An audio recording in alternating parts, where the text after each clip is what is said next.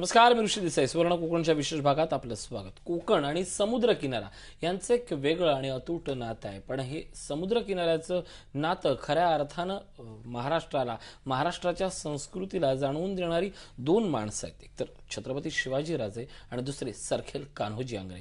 कान्होजी आंग्रेंनी या संपूर्ण किनारपट्टीचा दबदबा एवढा विस्तारला होता, एवढा मोठ्या पद्धतीनं गाजवला होता की केवळ महाराष्ट्रातच नाही तर सातही खंडात हा दबदबा पसरला होता.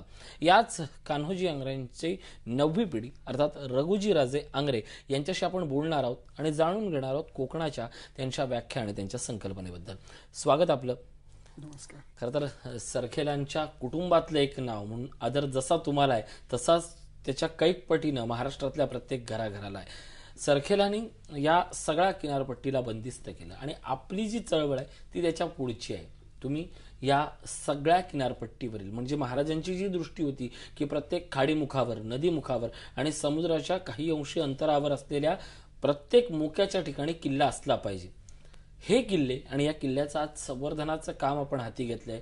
घराघरात जाऊन जागर पुन्हा आपल्याला करावा लागणार आहे आणि ती तयारी तुम्ही दर्शवलाय. नेमकं तुमचं कार्य किती मोठं आहे आणि किती जनसहभाग या सगळ्यासाठी हवा आहे. ही जी महाराष्ट्राची धरोहर आहे ही राष्ट्रीय धरोहर आहे, राष्ट्रीय संपत्ती आहे. आणखीन हा किल्ला माझा आहे, ही किनारपट्टी माझी आहे, हे जोपर्यंत प्रत्येकाला मनापासून वाटत नाही तोपर्यंत या किल्ल्यांचं संवर्धन होणार नाही आहे. प्रत्येक काम शासकीय पातळीवर झालं पाहिजे ही जर आपण अपेक्षा बाळगली तर हे काम शक्य नाही. पण हे माझं काम आहे, हा इतिहास माझा आहे आणि हा पुढचा येणारा काळ जो भविष्य काळ आहे हा सुद्धा माझा आहे हे जेव्हा आपल्याला वाटेल तेव्हाच या किल्ल्यांचं संवर्धन होईल. छोटंसंच उदाहरण घ्यायचं झालं तर आज अनेक मित्रमंडळं आहेत, गिरीप्रेमी, दुर्गप्रेमी मंडळी आहेत जी या किल्ल्यांच्या संवर्धनासाठी काम करतात. तर आम्ही पण काही कार्यशाळा घेतो की दुर्गांचं योग्य रीतीने संवर्धन कसं व्हावं. नुसते झाडी तोडणं किंवा त्यातनं साफसफाई करणं, आग लावणं, वणवा पेटवणं म्हणजे गिरी संवर्धन नाही. तर प्रत्येक ढासळलेला चिरा हा त्याच्या योग्य जागेवर कसा बसेल हे पाहणं. आणखीन ज्या चिऱ्याच्या आजूबाजूचे चिरे ढासळलेले आहेत मात्र तो त्या ठिकाणी सुस्थितीत आहे तो तिथेच कसा राहील आणि बाजूचे 2 चिरे कसे बसवले जातील हे पाहण्याचं काम आम्ही करतो. त्याच वेळेला आजूबाजूच्या गावांमध्ये या किल्ल्यांबद्दल आत्मीयता निर्माण करायची. म्हणजे जो इथनं आउटफ्लो बाहेर जातो की आजूबाजूच्या गावात काही नाही आहे त्यामुळे रोजगारासाठी मुंबईला जायचं, त्यापेक्षा ह्या किल्ल्यावरच आम्ही जर रोजगार निर्मिती करू शकलो तर जो फ्लो आहे तो बाहेर जाणार नाही, त्या किल्ल्याच्याच परिसरात रोजगार निर्मिती होते, त्यामुळे मानवी स्थलांतरण होत नाही आणि लोक जास्तीत जास्त तिथे राहतात. या दृष्टीने आमचं काम चालू आहे. आत्ता उदाहरणादाखल आपल्याला सांगायचं झालं तर रायगडाच्या पायथ्याला आम्ही एक कार्यशाळा घेतली की रायगड किल्ला आज जो आपण पाहतो तो तिथे खिंडारं आहेत किंवा रायगड किल्ला भग्नावस्थेत आपल्याला सर्वांना माहिती आहे. पण ती कितीही म्हटलं तरी शिवाजी महाराजांची राजधानी आहे, स्वराज्याची राजधानी आहे. आजपासून 350 वर्षापूर्वीचं जे तिचं वैभव होतं ते आपल्याला आज व्हिज्युअलाइज करावं लागतं. तर ते उत्तम प्रकारे व्हिज्युअलाइज करून ते लोकांच्या समोर मांडणारी पिढी आम्ही तिथे तयार केली आहे. आज रायगड स्मारक मंडळाच्या माध्यमातून आम्ही हे काम करतोय. सुमारे 25 मुलांना आम्ही आत्ता ट्रेन केलं आहे. जी मुलं आजच्या दिसणारा जो रायगड आहे तो 350 वर्षापूर्वी कसा होता किंवा प्रत्येक स्ट्रक्चरचं, तिथल्या प्रत्येक ठिकाणचं, प्रत्येक बांधकामाचं काय महत्त्व आहे आणि ते 350 वर्षापूर्वी कसं असेल हे आपल्या नजरेसमोर उभं करतात. मी एक प्रश्न विचारतोय, म्हणजे साधारणपणे कोकणकडे जाताना कशेडी घाटाच्या ठिकाणी एक पॉइंट मिळतो, तिथं रायगड दर्शन, दुर्बिणीतनं रायगड पाहायला छान वाटतो. अगदी तुम्ही महाबळेश्वरला गेला तर त्याच्यातनं तुम्हाला प्रतापगड दाखवतात, दुर्बिणीतनं महाराजांची जी मूर्ती आहे, पुतळा आहे तो दाखवतात. पण या सगळ्या गोष्टी दुर्बिणीतनं जितक्या सुंदर दिसतात तितक्या जवळ गेल्यानंतर वाईट का दिसतात? छल्य मराठी मनाला आहे. या सगळ्यात जेवढा मराठी मनाला अभिमान छत्रपतींच्या इतिहासाबद्दल आहे, गडकोटाबद्दल आहे, हा इतिहासाचा एक भाग, आणि दुसरा भाग केंद्र सरकार त्यांची स्वतःची असलेले नियम आणि त्यांची श्रद्धा, राज्य सरकार त्यांचे असलेले तकलादू नियम आणि पुरातत्व खातं. या सगळ्यांच्या मध्ये आम्ही आमची श्रद्धा बाजूला गेलेली आहे. आम्हाला मनात असतानाही आमचा इतिहास जपता येत नाहीये. त्यामुळेच आमची कामं ही झुडपं तोडणं आणि वणवा लावणं एवढी मर्यादित उरली आहेत. मी थोडंसं त्या बाबतीत वेगळ्या पद्धतीने पाहतो. शासकीय कामकाज जे आहे ते एका चाकोरीतून चालतं. त्यांना पॉईंट ए आणि पॉईंट बी एवढंच माहिती आहे. ए आणि बीच्या मधलं जे अंतर आहे ते त्यांच्या लेखी गणतीत कधीच नसतं. त्यामुळे समोरचा जो मनुष्य असतो त्या टेबलवर बसणाऱ्या बऱ्याचशा लोकांचा आजवरचा माझा अनुभव हा आहे की सरकारी खाक्यातलं काम जे आहे ते म्हणजे आमच्या 1 ते 10 नियमांच्या चौकटीत बसत असेल तर करा, नाही तर करू नका. नाही, सरकारी नियम आणि सरकारी दृष्टी या पल्ल्याड जाऊन पाहण्याची गरज, एक लोक चळवळ होण्याची गरज आहे. तुम्ही हॉलिवूडला गेल्यानंतर हॉलिवूडच्या एका दगडावर कोरलेली 4 शिल्प आणि त्याच्यावर सोडलेले प्रकाश झोत मला दिसतात. माझा रायगड किल्ला रात्रीच्या अंधारात संपूर्ण तटबंदी उजळण्या इतकं निधी नाहीये, हा प्रश्न नाहीये. आपल्याकडे ते पाहणारे व्हिजन नाहीये, नियत नाहीये. मला एक सांगा, ह्याच देशामध्ये चित्तोडचा किल्ला आहे, ह्याच देशामध्ये आमेरचा किल्ला आहे आणि ह्याच देशामध्ये जैसलमेरचा किल्ला आहे. हे सगळे रात्रीच्या प्रकाशात उजळले सर्व जातात. रात्रीच्या प्रकाशात उजळले जातात. पण माझा रायगड का नाही? माझा प्रश्न तो आहे, तिथे पुरातत्व खातं तेच आहे, इथेही पुरातत्व खातं तेच आहे. मग कमी कोण पडतंय? कमी आम्ही पडतोय. सर्वसामान्य जनता म्हणून शिवाजी महाराजांवर प्रेम करणारे जे आम्ही मंडळी आहोत ते कमी पडतोय, कारण आम्ही ठणकावून सांगत नाही. आज पुरातत्व खात्याला रायगडासाठी निधी आणायचा झाला तर अडचण येते. तिथे दिवे लावायचे झाले तर निधीची कमतरता सांगितली जाते, चणचण सांगितली जाते. रायगडाचं संवर्धन करायचं झालं तर निधीची अडचण आहे म्हणून सांगितलं जातं. विजयदुर्गच्या किल्ल्याचं तटबंदी 10 वर्षापूर्वी ढासळली, त्याची दुरुस्ती केली आणि आज घडीला ती परत ढासळलेली आहे. आणि जेव्हा मी चौकशी केली तेव्हा मला सांगितलं गेलं, साहेब इथे करंट्स आहेत.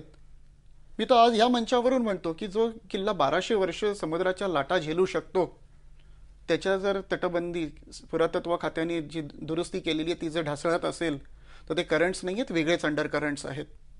आणि आजही कोणीही पाहू शकतं की पुरातत्व खात्याने केलेलंच काम ढासळलेलं आहे. उर्वरित किल्ला तो याचा साक्षीदार मी स्वतः आहे. मालवण किल्ल्याच्या बाबतीत मी काम सुरू होण्यापासून 90 पासून या सगळ्या गोष्टी पाहतोय, पोट तिडकीनं लिहितोय.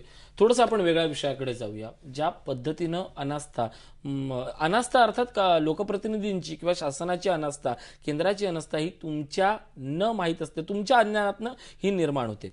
आज आपल्याकडे पर्यटन या विषयावर भारंभार बोललं जाते. पर्यटन जिल्हा आहे, पर्यटन विकास आहे, निधी आणल्याच्या गोष्टी केल्या जातात. माझा एक दावा आहे आणि मी नेहमी बोलताना माझ्या गेस्टसोबत बोलतो की इथं आलेला आज जो पर्यटक आहे हा 2% देखील येत नाहीये. आलेल्या 2%वर म्हणजे 2.5% झाला की आपण संपतो. आपल्या गर्दी, आपल्याकडे हॉटेल मिळत नाही, आपल्याकडे सेवा सुविधा देऊ शकत नाही. असलेल्या साधन संपत्तीच्या तुलनेनं काहीच पर्यटक येत नाही, हा माझा दावा आहे. तुमच्या नजरेतलं पर्यटन म्हणजे काय आहे कोकणचं? आपण अगदी मुद्द्याला हात घातलाय. जर पर्यटन म्हणजे मुंबईवरून निघालेला पर्यटक माझ्या गावात आला, त्यांनी 2 बिअरच्या बाटल्या घेतल्या, किनारपट्टीवर गेला, त्यांनी कुठल्या तरी एका खोपटामध्ये जेवण जेवलं, कोळंबीचं असेल किंवा मच्छीची थाळी असेल, आणि तो परत गेला, तर ते पर्यटन नाही. इथली संस्कृती कितपत तो आपल्या घरी घेऊन गेला, इथला निसर्ग तो कितपत समजला, हे खरं पर्यटन आहे. आणि येणारे 2% असतील नाही तर 10% असतील. जर त्या निसर्गाबद्दल, जर त्या इतिहासाबद्दल, जर त्या भूगोलाबद्दल त्यांनी थोडं प्रेम दर्शवलं आणि त्यातल्या 1% लोकांनी जरी ते आपल्या घरपर्यंत नेलं तर ते खऱ्या अर्थाने पर्यटन असेल. आपण आपल्याच इतिहासाबद्दल काहीच समजून घेत नाही. केवळ माहीत नसलेला माणूस गोल गोल फिरत जातो आणि मग ते न फिरता घेऊन गेलेलं ज्ञान किंवा त्या पर्यटन स्थळासोबतचा सेल्फी घेऊन जातो. तुम्ही काय पाहिलात हे विचारलं किंवा काय अनुभवलं किंवा काय काय पाहण्यासारखं आहे हे विचारलं तर एक सरकारी पॅम्पलेट आपल्या समोर देतो ना, त्यावेळी ह्या सगळ्या गोष्टी इतक्या हृदयद्रावक असतात, त्या काचांसारख्या पायांमध्ये रुतत जातात. आणि आपण कशासाठी हा पर्यटनाचा आटापिटा करतोय हा प्रश्न आपल्या मनाला अस्वस्थ करून जातोय. याच अस्वस्थतेसह एक छोटासा ब्रेक घेतोय. पाहत राहा सुवर्ण कोकण, सामर्थ्य कोकणाचे.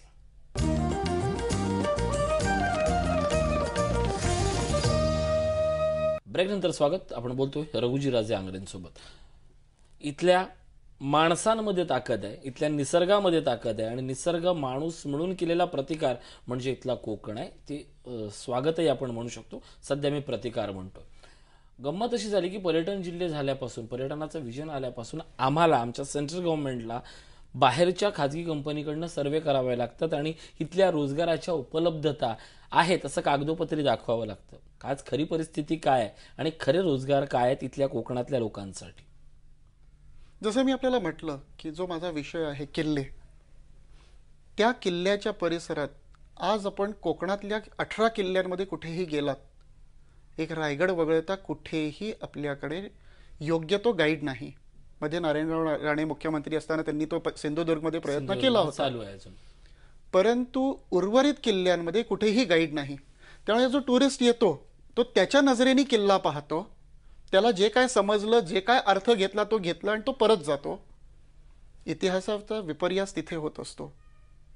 त्याचबरोबर आपण एक मोठी गोष्ट नजरेआड करतो की तिथल्या स्थानिकासाठीचं जो रोजगाराचं साधन आहे ते जातंय. आज या 18 किल्ल्यांमध्ये सरासरी 20 हा जरी आकडा धरला तरी 350 घरांचा रोजगार जातोय. किल्ला असला की त्याच्या परिसरामध्ये लोकांच्या जेवणा खावण्याची व्यवस्था झाली, नीटनेटक्या निवाऱ्याची व्यवस्था झाली तर कितीतरी पर्यटक जास्त येतील. म्हणजे आज जो आमचा कोकणस्थ माणूस म्हणतो की आमच्या गावी शनिवार रविवारी तिथून 500 गाड्या परत गेल्या, त्यापेक्षा त्या 500 गाड्यांना जर अकोमोडेट करू शकणारी आमच्याकडे व्यवस्था निर्माण होऊ शकली, किंबहुना ते आमचं पोटेन्शियल आहे, आम्ही 500 नाही अजून 5000 लोकांची व्यवस्था करू शकतो. फक्त आम्हाला आमच्या महत्त्वाची जाणीव व्हायची गरज आहे. फक्त उदाहरण सांगतो आणि दर 30 डिसेंबर पासून हे मला स्वतःला अस्वस्थ करत असतं. 28 डिसेंबर पासून गोव्याच्या बॉर्डर लॉक केल्या जातात म्हणजे तिथली पर्यटन क्षमता संपते. या सगळ्या ज्या गाड्या आहेत या पुन्हा सिंधुदुर्ग रत्नागिरीत येतात, पण त्यांना देखील आपण व्यवस्थित जेवण देऊ शकत नाही, त्यांची राहण्याची व्यवस्था करू शकत नाही. बीचेस तर जे गोव्यात आहेत ते रत्नागिरीत आहेत, तेच सिंधुदुर्गात आहेत, तेच रायगडात आहेत. मग ही व्यवस्था न करण्यामागे सरकारला जाग येणं आवश्यक आहे की लोकांना जाग येणं आवश्यक आहे? सरकार कोणाचं आहे? आपणच बनवतो सरकार. सुरुवात लोकांपासून व्हायची गरज आहे. आमच्या कोकणातला जो मनुष्य आहे, आपल्याला प्रत्येकाला वाटत असतं की प्रत्येक गोष्ट सरकारने करावी, पण त्याच्याही पलीकडे जाऊन सरकार तुम्ही आम्ही निवडतो आणि आपलेच लोकप्रतिनिधी तिथे बसतात, ते काही वेगळे नसतात, आपल्यातलेच असतात. तर आपल्याकरता आपणच सहकार करायची गरज आहे. आपल्या सहकारामधूनच कोकणाचा विकास होणार. पण सहकार तर कोकणात रुजत नाहीत, आम्हीच केलेली स्वतःची धारणा आहे. चुकीची धारणा आहे. सहकार फार चांगल्या रीतीने रुजतो. आपल्या कोकणातल्या माणसाबद्दल हेही म्हटलं जातं की कोकणातली मंडळीच आपली एक दुसऱ्याची पावलं ओढतात, पण इतिहास जर पाहिला, योग्य तो राज्यकर्ता असला, योग्य नायक असला तर कोळी, भंडारी, आगरी आणखीन तेली 18 पागड जातींना घेऊन जाणारे शिवाजी महाराज सुद्धा कोकणातच राज्य करत होते. त्याच्याकरता नायक योग्य पाहिजे. जर ती फुटच निर्माण करायची झाली आणि त्या फुटीवरच आपलं राजकारण करायचं झालं तर कोकणात सहकाराचा स्वाहाकार कधीच होतच राहणार आहे. ही चळवळ आहे. कोकणचे समज, कोकणचे गैरसमज आणि या गैरसमजांनाच अंधश्रद्धा समजून खतपाणी घालणारी माणसंही बाहेरची नसतात, कोणी इतिहासकार नसतात, तर की जे स्वतः वर्तमानात जगतोय तशीच सांगणारी आणि डोळ्यावर झापडं घेऊन फिरणारी माणसं असतात. ही झापडं आपल्याला तोडायची आहेत आणि तुमचं नायकत्व तुम्हाला पुन्हा बहाल करायचं आहे. एक छोटासा ब्रेक घेतोय. पात्रा सुवर्ण कोकण, सामर्थ्य कोकणाचे.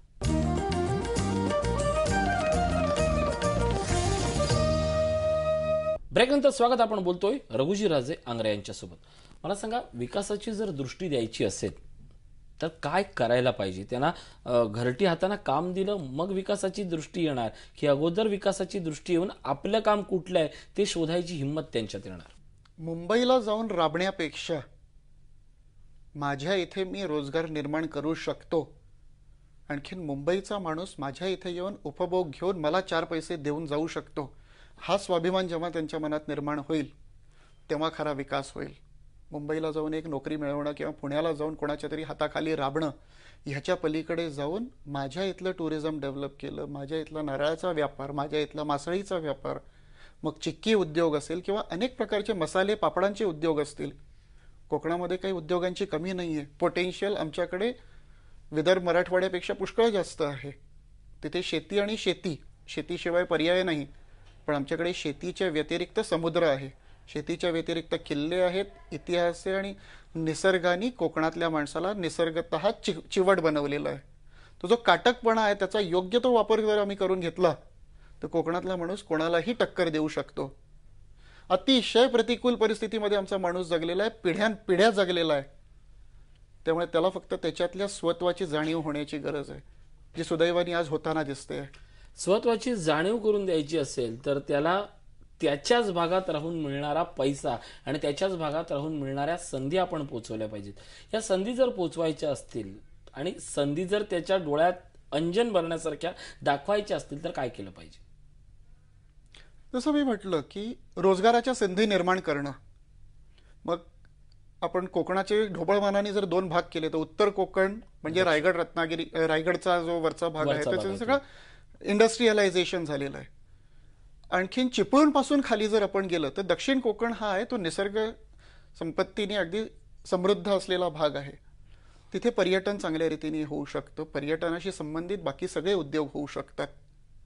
इंडस्ट्रियलायझेशन जे झालेलं आहे ते आपण आता बदलू शकत नाही किंवा तिथे उलट जाऊ शकत नाही.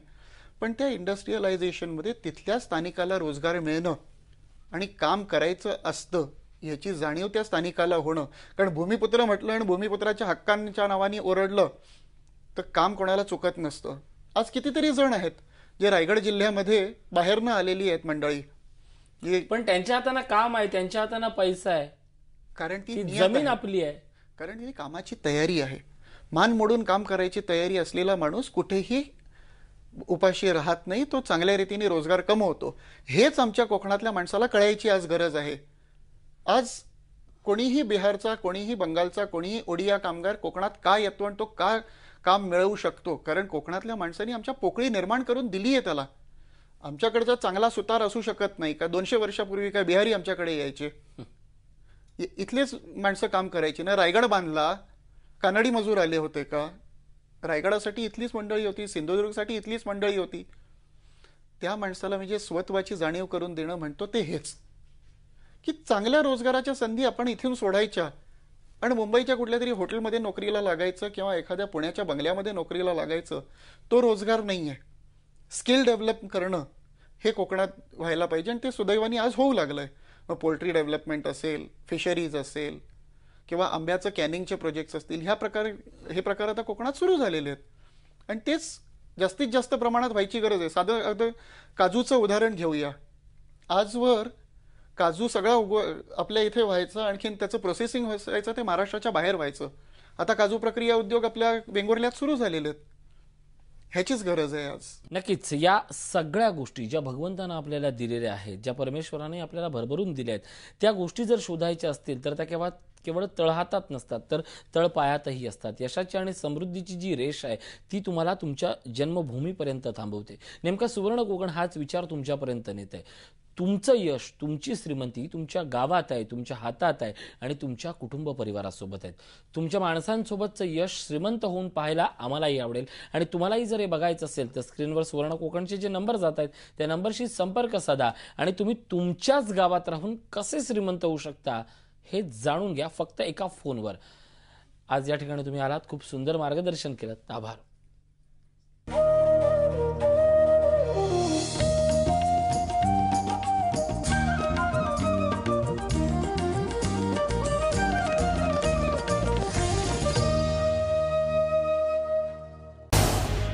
झी 24 तास रहा एक पाऊल पुढे.